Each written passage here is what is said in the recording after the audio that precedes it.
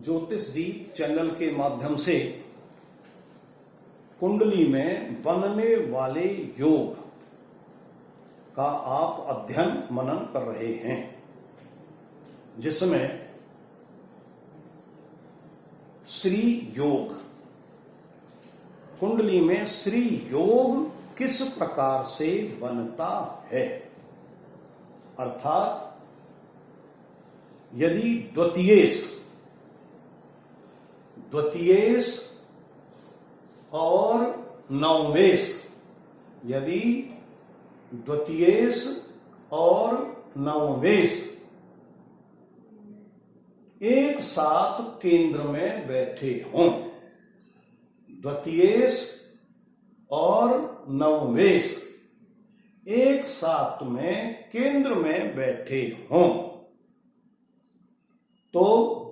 और उनके साथ में लग्नेश भी बैठा हो, उस केंद्र का स्वामी भी बैठा हो और उनके ऊपर गुरु की दृष्टि हो, तो श्री योग बनता है। ऐसे योग के जातक बहुत ही सुयोग्य, मंत्री तुल्य तथा प्रभावशाली होते हैं और वह अपने जीवन काल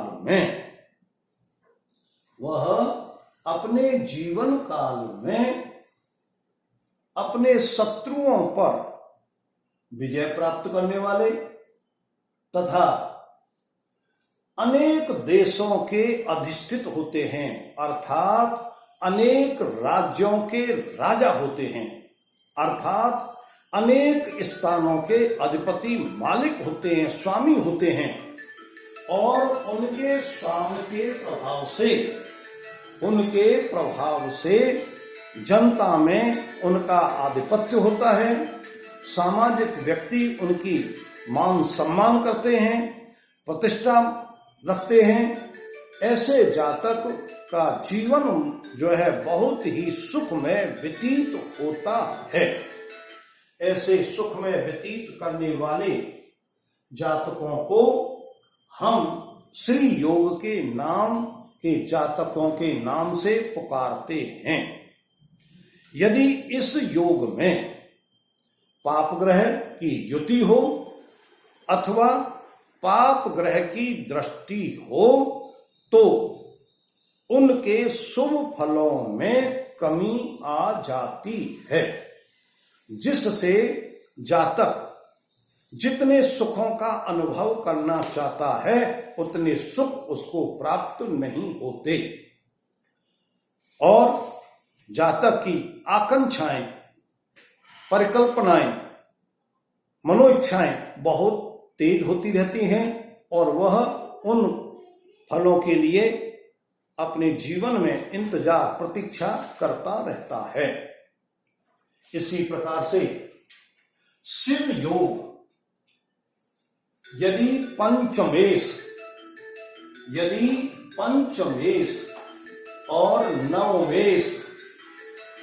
यदि पंचमेश नवम भाव में, नवमेश दसम भाव में और दसमेश पंचम भाव में हो, यदि पंचमेश नवम भाव में, नाइन्थ लॉर्ड 10th हाउस में और 10th लॉर्ड 5th हाउस में, 10th लॉर्ड 5th हाउस में हो तो शिव योग बनता है। फिर एक बार पुनः ध्यान से सुने कि 5th लॉर्ड केंद्र त्रिकोणपति है। इसका स्वामी, त्रिकोण का स्वामी, 5th लॉर्ड का स्वामी, 5th लॉर्ड त्रिकोण का स्वामी सूर्य 9th हाउस में बैठा हो और 9th लॉर्ड जुपिटर जो है 10th हाउस में बैठा हो और 10th हाउस मकर राशि है इसका स्वामी 10th का लॉर्ड शनि 5th हाउस में बैठा हो तो एक त्रिकोणपति दूसरे त्रिकोण में हो और दूसरा त्रिकोणपति केंद्र में हो और दूसरे केंद्र का स्वामी त्रिकोण में हो तो ऐसे योग को हम शिव योग कहते हैं। शिव योग बहुत ही प्रभावशाली होता है। ऐसे योग के जातक भूमाधिपति बहुत बड़ी भूमि अर्थात जागीरदार अर्थात राजा के समान जिनके साथ में विस्तृत भूमि होती है और उस भूमि के वे स्वामी होते हैं, उस भूमि का वो उपभोग करने वाले होते हैं और ऐसे स्वामी जातक अनेक संग्रामों में अनेक प्रकार के योद्धाओं के साथ में युद्ध करने वाले और विजय प्राप्त करने वाले होते हैं तथा ऐसे जातकों में बहुत ही पुरुषार्थ पाया जाता है। ऐसे जातकों में विशेष रूप से उच्च का मंगल बहुत ही प्रभावशाली देखने को मिलता है क्योंकि जैसा आपने सुना कि पंचमेश त्रिकोण का स्वामी 9th त्रिकोण में हो और 9th हाउस का त्रिकोण का स्वामी 10th में हो और 10th केंद्र का स्वामी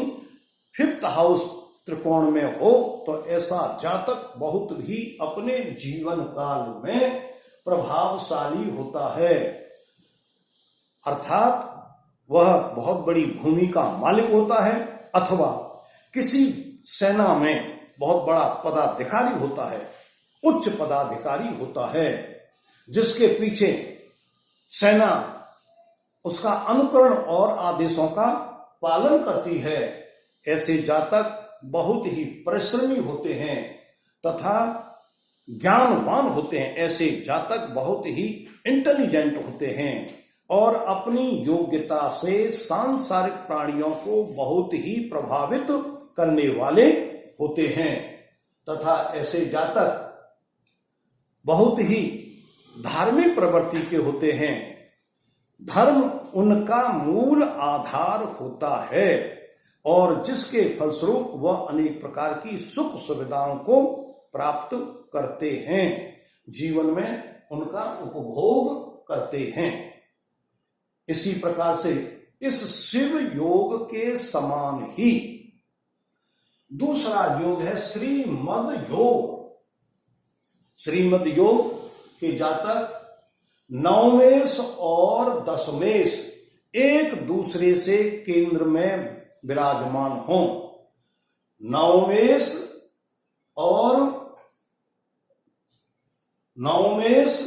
और दशमेश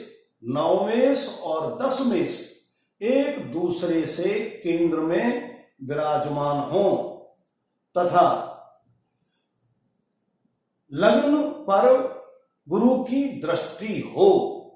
लगन पर गुरु की दृष्टि हो तो ऐसा योग श्रीमद योग कहलाता है। नवमेश और दशमेश एक दूसरे से केंद्र में हो और लग्नेश पर गुरु की दृष्टि हो तो वह श्रीमद योग कहलाता है। ऐसे योग के जातक धनवान, अनेक प्रकार के सुखों से सुखी, दानशील तथा अनेक प्रकार की मर्यादाओं का पालन करने वाले, स्वयं मर्यादाओं में रहते हैं और दूसरे व्यक्तियों को भी, अपने अधीनस्थ व्यक्तियों को भी अपनी मर्यादा में रखने का पाठ सिखाते हैं और मर्यादा में ही रखते हैं तथा ऐसे जातक बड़े विलक्षण होते हैं, अद्भुत काम करने वाले होते हैं। ऐसे जातक चतुर चालाक होते हैं, दूसरों को अपने वश में करने वाले होते हैं और अपने अनुसार कार्य कराने वाले होते हैं। विशेष रूप से ऐसे जातक दीर्घ आयु के होते हैं, जो लंबे समय तक अपने जीवन काल में अपनी मर्यादा, अपने बुद्धि की बुद्धिमत्ता और अनेक प्रकार के गुणों को वह चलाने वाले और दूसरों को लाभ प्रदान कराने वाले होते हैं, जिससे सांसारिक प्राणियों का उनके प्रति सम्मान होता है, आदर भाव होता है और वे सांसारिक प्राणी उनसे कल्याण प्राप्त करते हैं। इसी भावना के साथ में आप इस ज्योतिष दीप चैनल को लगातार ध्यान से सुने, सब्सक्राइब करें। इस वीडियो का विशेष रूप से सुन करके शेयर करते हुए अपने जीवन काल में श्रेष्ठ ज्योतिषी बनने का प्रयास करें, क्योंकि फलित का सबसे बड़ा महत्वपूर्ण आधार ज्योतिष योग है। कल्याणम अस्तु।